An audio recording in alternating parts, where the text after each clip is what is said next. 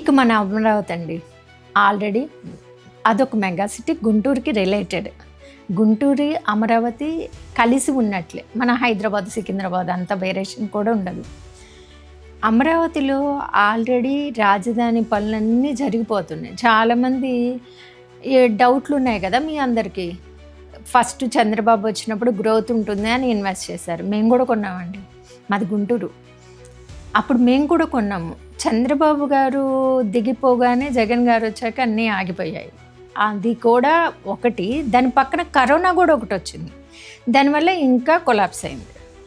మళ్ళీ ఇప్పుడు చంద్రబాబు గారు వచ్చారు, గ్రోత్ ఉంది, ఈయన ఉంటాడా వెళ్తాడా అని చాలామందికి డౌట్స్ ఉన్నాయి కదా. మీ అందరు అడుగుతున్నాయి అవే కదా.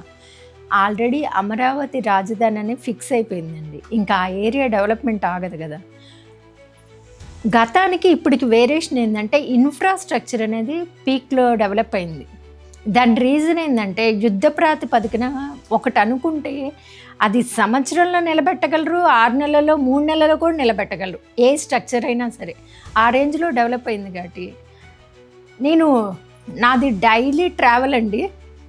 భూచక్రం తిరిగినట్లు తిరుగుతూ ఉంటాను. మొన్న రీసెంట్గా రాజమండ్రిలో breakfast, lunch Vijayawada, dinner Guntur అనమాట. అప్పుడు కాజా అని టోల్ గేట్ ఉంటుంది. అక్కడ ల్యాండ్స్ అన్నీ చూసాము. ఇలానే క్లయింట్ విజయవాడ నుంచి వెళ్దామన్నారు, వెళ్ళిపోయాను. అసలు అక్కడ ఎంత బాగుందంటే మన కాజా దగ్గరే రామకృష్ణ టవర్స్ అని గోడ్రేజ్ వాళ్ళు తీసుకున్నారండి. దాని పక్కనే ల్యాండ్. చూడ్డానికి వెళ్తే ఇన్వెస్ట్ చేసేసారు. కస్టమర్లకి అవేర్నెస్ ఉందండి. మీరు అనుకున్నన్ని డౌట్లు వాళ్ళలో లేవు. వాళ్ళు సెర్చ్ చేస్తుంది జెన్యూనిటీ కోసం. పర్ఫెక్ట్ చూపిస్తే ఇమ్మీడియట్గా ఇన్వెస్ట్ చేస్తున్నారు.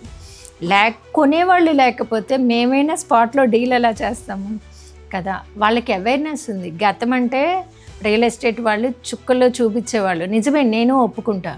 ఇప్పుడు అరచేతిలో కనిపిస్తుంది. మీకు ఏ డౌట్ ఉన్నా ఒక్కసారి ఫోన్ ఆన్ చేసి గూగుల్ కొట్టేస్తే వచ్చేస్తుంది. క్లారిటీ వస్తుంది కదా. అందుకని ఆలోచించట్లేదండి. రెగ్యులర్ సేల్స్ అయితే మాత్రం సూపర్గా జరుగుతున్నాయి.